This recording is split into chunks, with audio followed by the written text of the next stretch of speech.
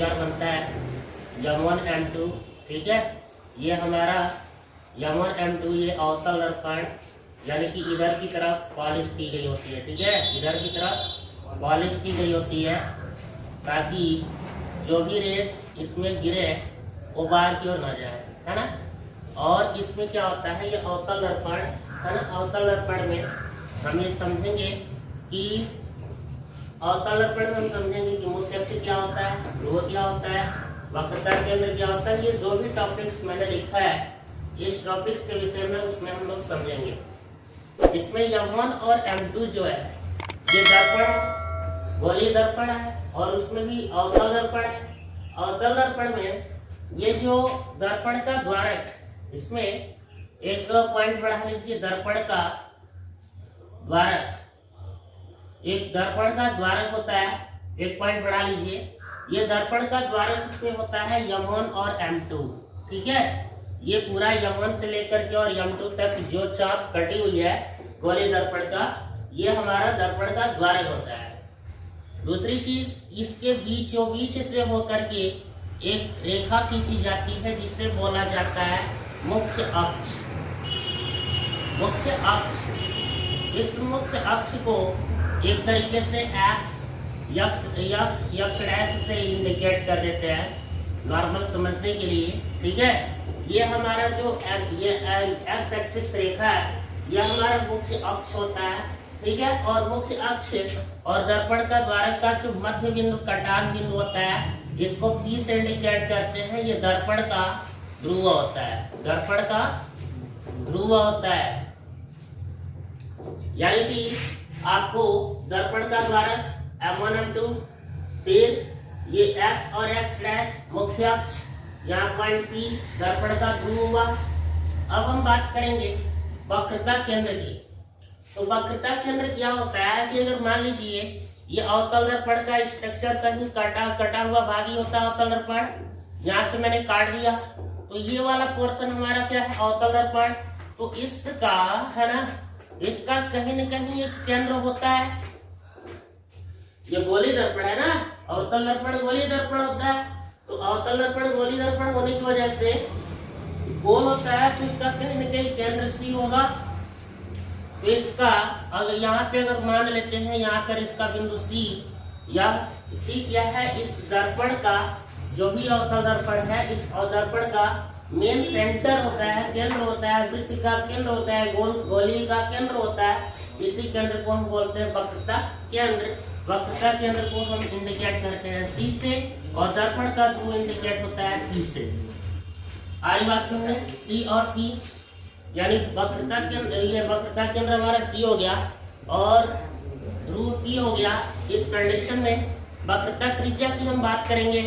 तो वक्रता त्रिज्या, अभी ये जो गोलीय दर्पण का केंद्र बना था, है ना, ये जो गोलीय दर्पण का केंद्र बना था, इस गोलीय दर्पण का जो ये P और C के बीच की जो दूरी है ना, ये मान लीजिए वक्रता केंद्र ये है और ये मुख्य अक्ष पर बना हुआ दर्पण का ध्रुव है।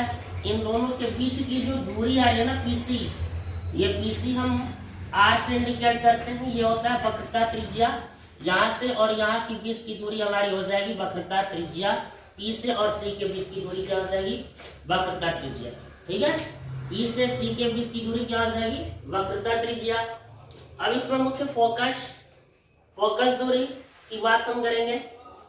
देखिए, जब हम क्या होता है कि दर्पण पर निश्चित रूप से ये लैंप लगा हुआ है, ये क्या बोलते हैं, पीछे कलई लगा हुआ है शीशे पर। तो क्यों लगाते हैं, क्योंकि उससे परावर्तित कराना है किरणों को। तो इस कंडीशन में यहाँ से हम किरण को भेजते हैं कोई भी, तो ये यहाँ से होकर के यहाँ होकर के आता है, कुछ इस तरह से हमारा इस पर टकराता है, एक केंद्र से होकर के यहाँ से गुजरता है, ठीक है। इस तरीके से हम यहाँ पे इधर से भी ये करा लेते हैं। तो फिर ये इस वाले पॉइंट पर मतलब ये जाकर के गिरता है, ठीक है। यहाँ पर जो भी किरण भेजी जाएगी दर्पण पर, तो निश्चित रूप से वहां से रिफ्लेक्ट होगा और रिफ्लेक्ट होकर के इस मुख्य अक्ष पर किसी न किसी पॉइंट पर काटेगा, वो भी P और C के बीच में। P और C के बीच में, जरूरी नहीं है P और C के बीच में, कहीं पर भी काट सकता है, आगे पीछे, है ना। लेकिन अवतल दर्पण में हमेशा बाएं साइड में यानी कि दर्पण के ध्रुव के बाएं साइड में ही फोकस दूरी बनता है, फोकस बनता है ना। अब इस कंडीशन में मुख्य फोकस हमारा क्या हो जाएगा, पॉइंट एफ हो जाएगा, ये फोकस हो जाएगा, फोकस केंद्र।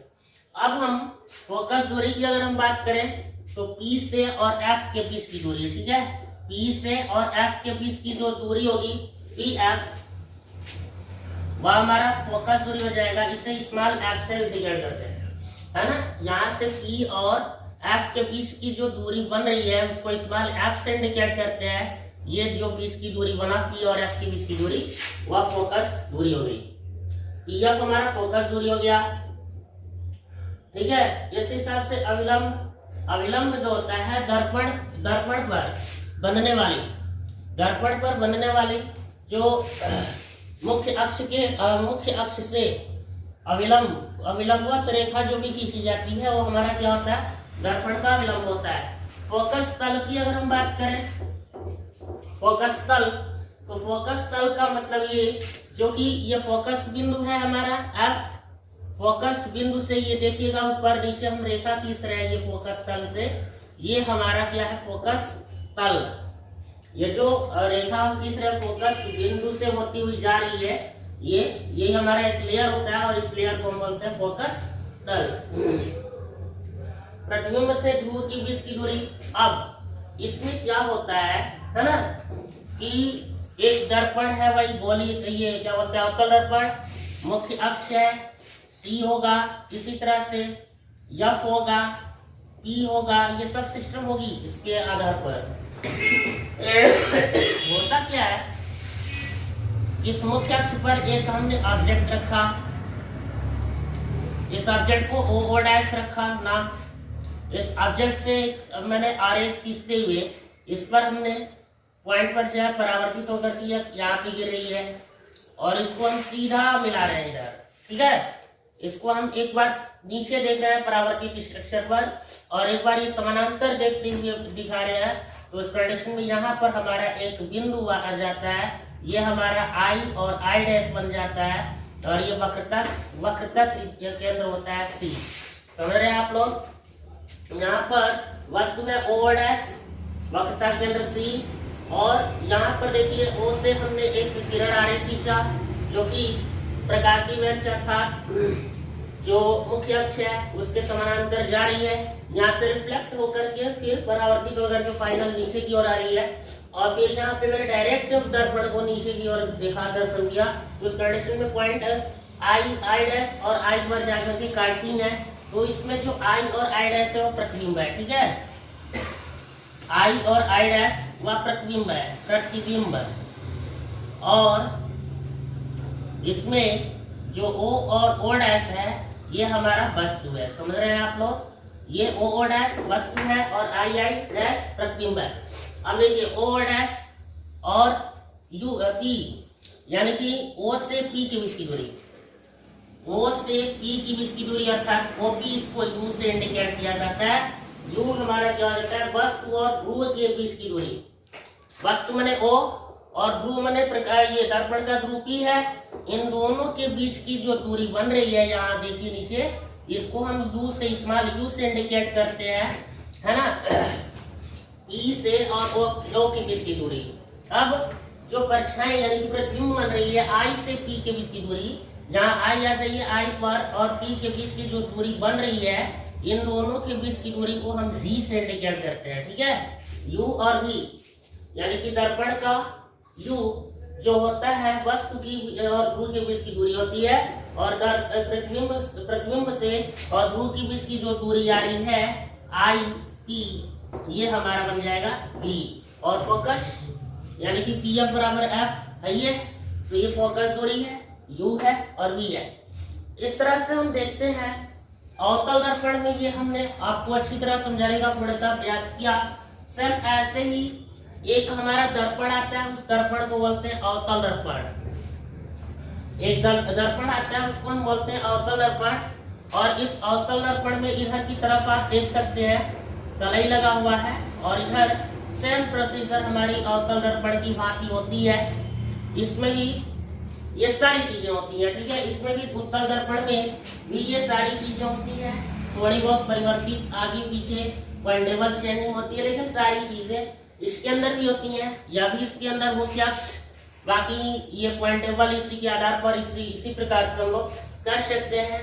और इस पर क्या होता है, और उत्तल दर्पण पर अगर कोई भी किरण इस पर जा रही है तो परावर्तित होकर के विस्तृत होती है, मतलब फैलती है। इस वाली उत्तल दर्पण पर वो क्या होती है, प्रकाश पूरा तरीके से फैल जाती है। और अवतल दर्पण पे क्या होती है, प्रकाश जब टकराती है तो केंद्रित हो जाती है, फैलती नहीं, सिकुड़ जाती है ना। अवतल दर्पण पर प्रकाश सिकुड़ जाती है और उत्तल दर्पण पर प्रकाश पूरा फैल जाता है। तो ये होता है हमारा अवतल दर्पण और उत्तल दर्पण में डिफरेंस। और इसके अलावा जो भी चीजें मैंने ये समझाने का प्रयास किया है बहुत ही इंपॉर्टेंट थिंग्स है ना, समझने के लिए। इससे रिलेटेड हम लोग न्यूमेरिकल भी लगाते हैं। अब देखिए, दर्पण में चाहे वह अवतल दर्पण हो या उत्तल दर्पण हो, एक संबंध आता है ना, एक संबंध आता है U, V और F, एक स्ट्रक्चर है। किसी भी दर्पण के साथ, चाहे वह अवतल दर्पण हो या उत्तल दर्पण हो, इन दोनों के साथ U, V और F में एक रिलेशन आती है। उस रिलेशन को हम बोलते हैं 1/U plus 1/V equal to 1/F। 1/U plus 1/V equal to 1/F। इसको प्रूफ किया जा सकता है। इसको प्रूफ करने का आर्किटेक्चर ये अगली वीडियो में मिलेगी आपको, अगली क्लास में मिलेगी। 1/U plus 1/F equal to 1/U plus 1/V equal to 1/F होता है ना। ये दर्पण की चाहे वो दर्पण उत्तल हो या अवतल हो, किसी भी प्रकार की दर्पण आती है तो उस कंडीशन में यहाँ पे पॉजिटिव लेवल पर इसको समझा जाता है। ये 1/U plus 1/V plus equal to 1/F होता है। इससे रिलेटेड न्यूमेरिकल लगाई जाती है। बाकी की क्लास